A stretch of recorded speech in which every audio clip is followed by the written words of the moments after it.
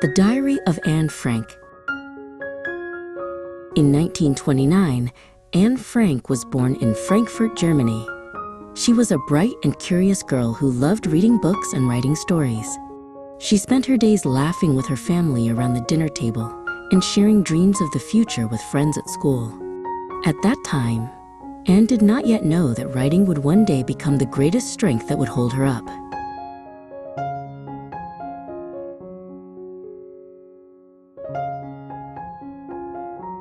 In 1933, when Hitler came to power, discrimination and persecution against Jewish people began. Anne's family was forbidden from entering parks simply because they were Jewish, and restrictions at school and work grew harsher each day. Signs rejecting Jews appeared throughout the streets, and people's gazes grew colder over time. Anne could not understand why she was treated differently, not for who she was, but simply for being born. As Germany became more dangerous, the family left and moved to Amsterdam in the Netherlands. But war and hatred crossed borders and followed them, and even there was no longer safe. In the summer of 1942, a notice arrived ordering Anne's sister Margot to report to a labor camp. Realizing they could wait no longer, the family decided to carry out the hiding plan they had prepared for so long. Beyond a door disguised as a bookshelf, a narrow and dark space appeared. Hardly any sunlight entered, and the place was so cramped it was hard to breathe with so many people inside. This was the secret annex where Anne's family and other Jewish families had to hide together. In this attic, Anne began a long life cut off from the world.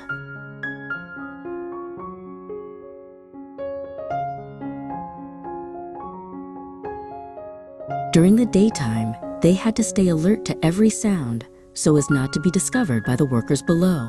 Even a small laugh or the scraping of a chair could threaten everyone's life.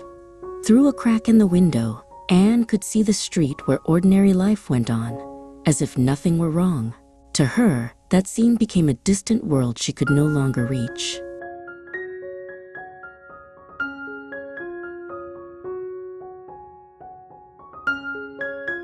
In 1942, on her 13th birthday, Anne received a red checkered diary. She named it Kitty and began writing as if she were speaking to her closest friend.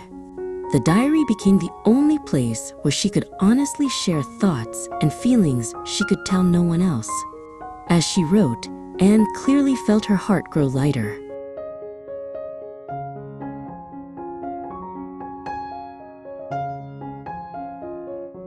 Anne wrote down her fear and loneliness, as well as her love for her family.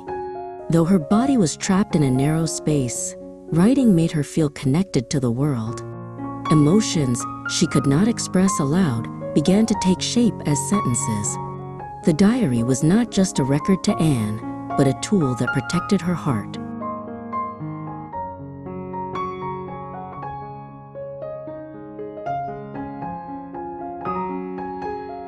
Anne wrote honestly about moments when she was hurt and disappointed by others. Even so, she wrote that she wanted to believe in the goodness of people. As the world grew crueler, Anne clung more desperately to hope. That belief was a small light that did not easily go out, even in the dark attic.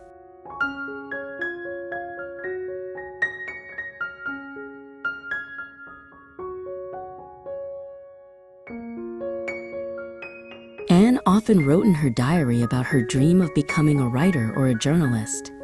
She wished that when the war ended, she could return to school and study and write freely again. Though trapped in a narrow space, her thoughts and imagination always reached toward the future. Dreams were something no wall could ever completely imprison.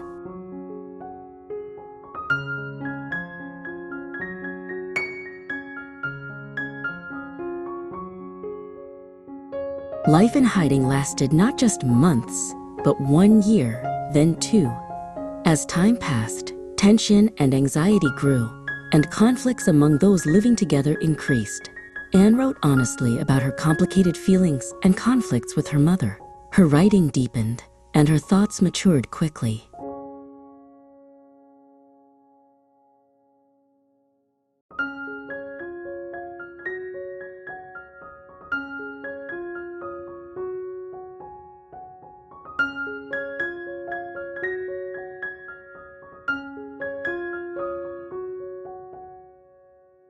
Anne often gazed at the sky through a small crack in the window. The movement of clouds and the flight of birds felt like symbols of freedom. These brief moments became precious comfort that gave her strength to live on. To Anne, the sky seemed like proof that hope was not completely closed off.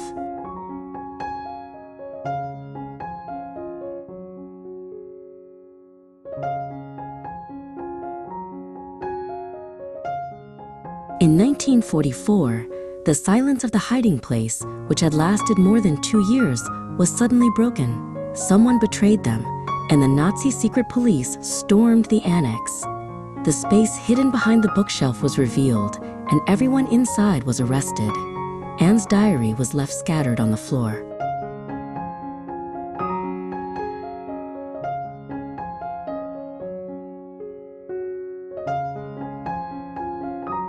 Anne and her family were sent to Auschwitz after passing through Westerbork. The reality there was far harsher than any fear they had known before. Hunger, cold, and illness weakened Anne's body more and more. The diary could no longer continue.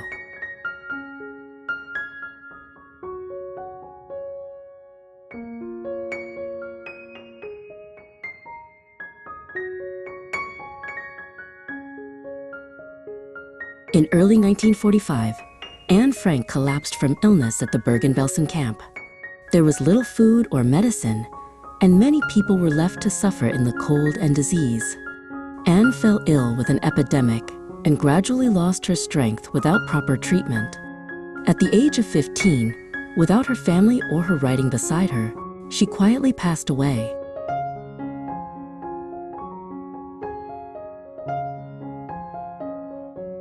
After the war ended, only her father, Otto Frank, returned alive. Reading his daughter's diary, he encountered a deep inner world he had never known. He could not publish everything as it was, so some parts were deleted or revised. Even so, Otto decided that her story had to be shared with the world.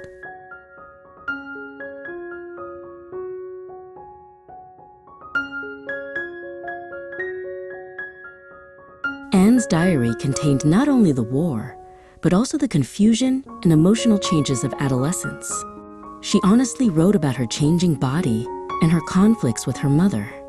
These private parts were not published in the first edition, yet they clearly show how truthful a writer Anne truly was.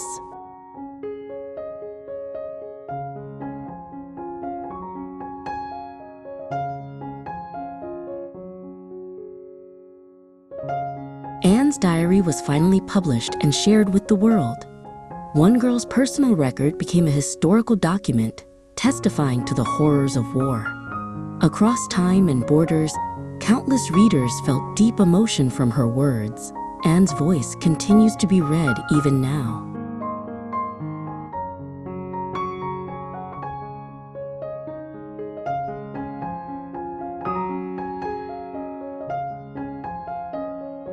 Anne Frank lived a short life, but her thoughts and questions did not disappear.